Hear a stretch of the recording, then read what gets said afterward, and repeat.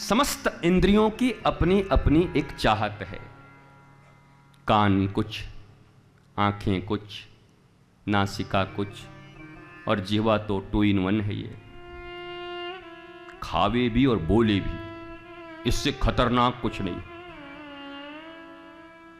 जिते रसे जितम सर्वम, बोला इस रसना को जिसने जीत लिया उसने सर्वस्व जीत लिया।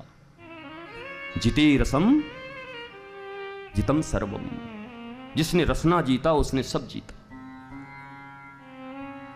तो क्या कोई ऐसी जगह है, ऐसा स्थान है जहां हमारे समस्त इंद्रियों की तृप्ति हो सकती है?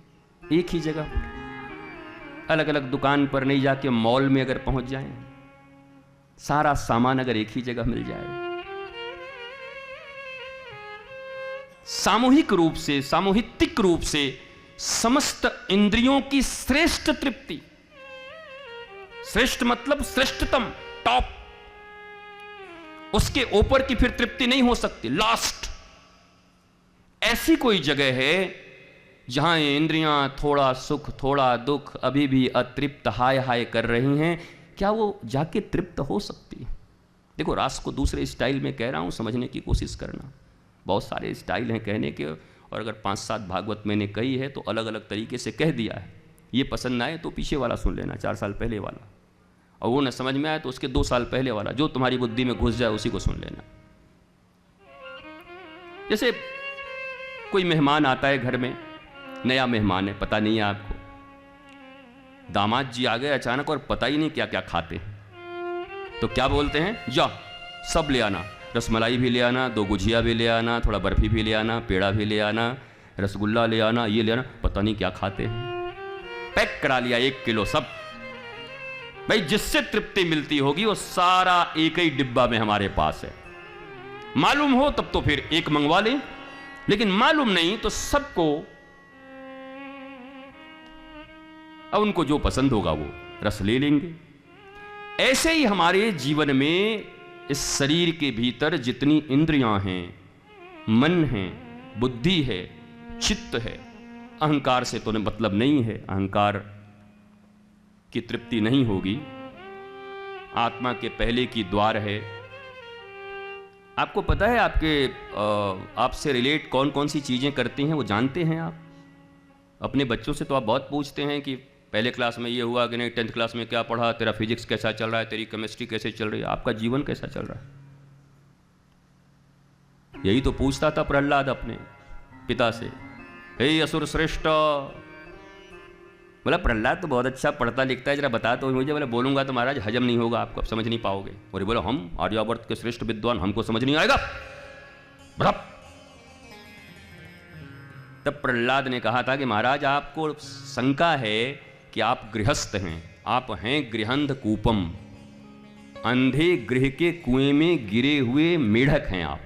पूरी महाराज नाराज हो गया और तलवार लाओ मारो इसको। 5 साल का इतना कुछ भी बोलता रहता है। आर्यावर्त का श्रेष्ठ में हिरण्यकश्यप। बोला इसलिए तो नहीं बोल रहा था, तो पुचकार रहे थे, बोल दे बेटा, बोल दे बेटा। हम क्या झूठ बोले? वैसे ही आपसे कोई पूछ ले कि आपके जीवन के दुखों का कारण क्या है, क्यों दुखी होते हैं आप? शरीर, इंद्रिय, मन, बुद्धि, चित्त, अहंकार, दैनात्मा, 7वां। इनमें से किस पर वर्क किया है आपने? किसको किसको जानते हैं आप? आप जानो ना जानो, ये 7 चीजें आपके पास हैं, आप ही हो।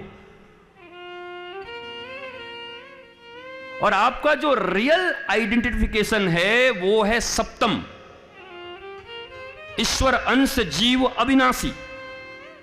लेकिन आपको अपना जांच करना पड़ेगा कि आप पहली क्लास में हो कि दूसरी में हो कि तीसरी में उलझे हो कि चौथी में उलझे हो कि 5वीं में उलझे हो कि 6ठे में उलझे हो। आपने कभी जांच किया? वो आप कहते हो हवन कर दो हमारे लिए, पूजा कर दो हमारे लिए मंत्र जप कर दो। पहले एक बात तो और सुन लो अच्छी तरीके से, कल भी बोला था आज भी बोलता हूं, भोजन शयन साधना पूजा ये प्रॉक्सी नहीं होते। मृत्यु, मैथुन